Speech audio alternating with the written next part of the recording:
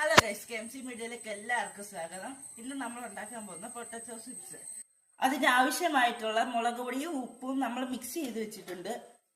Guys, നമ്മുടെ ചട്ടിയിലേക്ക് എണ്ണ ഒഴിച്ചിട്ടുണ്ട്. അത് ചൂടായി വരട്ടെ.